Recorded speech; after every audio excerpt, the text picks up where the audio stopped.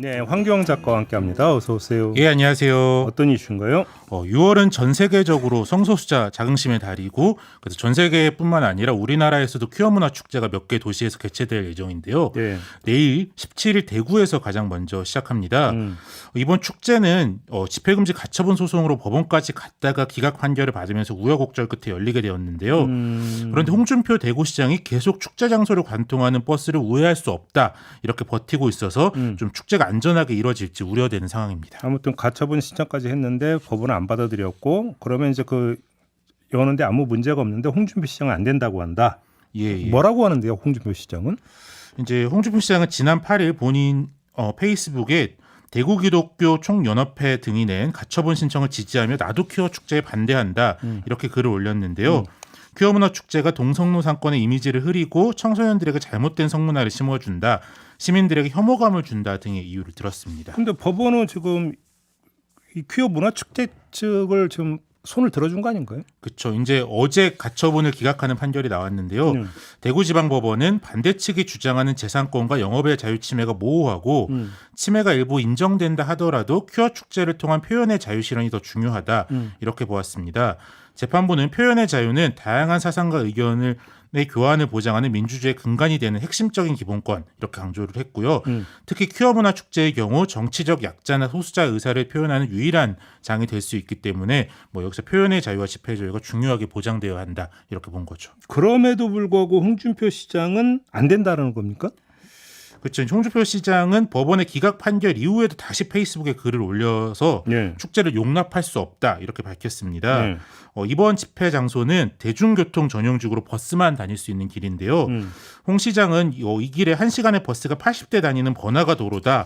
그런데 그거를 이제 축제가 무단 점거하는 거다, 이렇게 주장하면서 1%도 안 되는 성소수자의 권익만 중요하고 99% 성다수자의 권익은 중요하지 않냐, 이런 항변을 했고요. 그러면서 집회는 법원이 인정했으니 하더라도 대구시 허가사항인 버스 노선 외에는 할 수 없다, 이렇게 버티고 있는 겁니다. 아니 1%라고 하더라도 집회할 권리는 있는 거죠. 그렇죠. 일단 사실관계를 좀 따져보면은 세계적인 좀 글로벌 리서치 기업들은 한 7%에서 10% 정도가 성소수자다, 이렇게 보고 있기 때문에 꼭 1%라는 것 자체가 일단 사실관계 좀 왜곡이라고 할 수도 있고요. 이제 오히려 수가 적을수록 집회의 자유가 더 보장될 필요가 있다, 이렇게 볼 수도 있는데요.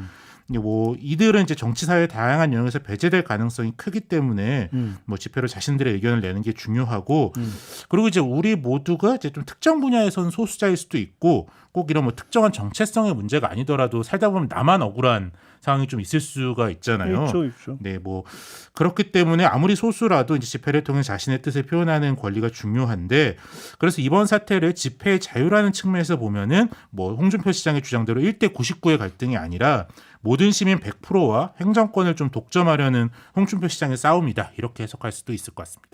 아니 근데 그러면 집회는 하셔라. 대신 버스 우회는 못한다 이러면 집회를 하는데 버스가 지나다닌다는 얘기잖아요. 아니 그러면 이거 사고도 날 수 있는 거 아니에요? 그렇죠. 이제 이 버스 노선 우회를 주최 측이 요청을 한 게 아니라 경찰이 지금 대구시에 요청을 하는데 그걸 받아들이지 않고 있는 거거든요. 아니 그러니까 허가가 난 집회는 경찰이 보호해야 되는 또 측면이 있죠, 당연히. 네. 이제 경찰도 수용이 안 되니까 집회 관리를 어떻게 할지 난망하다, 좀 이런 입장이라서 대구시에 좀 계속 입장을 바꿔달라, 이렇게 요청을 하고 있고요. 특히 대구에선 2015년에 반대단체가 퀴어 문화 축제 행렬을 향해 인분을 뿌리는 사태까지도 있었기 때문에 이때 이런 일이 있었나요? 네, 단순히 교통사고뿐만 아니라 이런 어떤 충돌 사태도 좀 우려되는 상황입니다.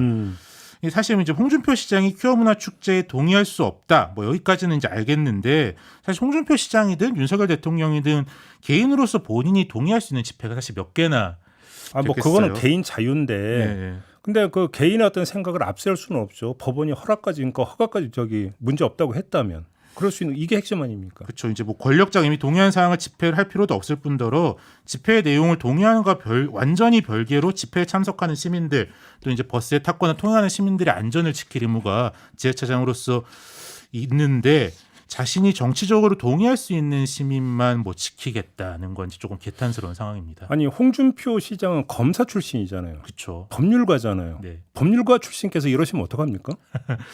그래서 이제 법률가라서 오히려 법적으로 이걸 어떻게 피해가면서 또 뭐 자기가 축제를 반대하는 모습을 보일 수 있을까 그런 거를 더 오히려 법적으로 잘 알고 있다라는 비판들도 오히려 이게 있습니다. 이제 그 법률보다는 대구 표심이 더 중요하다 이렇게 지금 접근하고 있는 거 아닙니까? 그렇죠. 근데 통주부 시장이 최근에는 뭐 이슬람에 대해서는 굉장히 관용적인 뭐 그렇죠. 예. 했는데 예. 약간 모순되는 입장이라서 좀 더 뭐 기왕 다양성을 주장한 거 좀 더 열린 모습을 보여주시는 게 어떨까 싶기도 합니다. 아니 뭐 세상 살다 보면 생각은 다를 수 있지만 그럴 때 어떤 그 법률적 판단을 구하는 거잖아요. 네, 판단이 나왔잖아요. 그럼 따라야 될 거 아닙니까? 그렇죠. 알겠습니다. 네, 이렇게 마무리하죠. 자, 수고하셨습니다. 황도영 작가였습니다. 고맙습니다. 예, 감사합니다.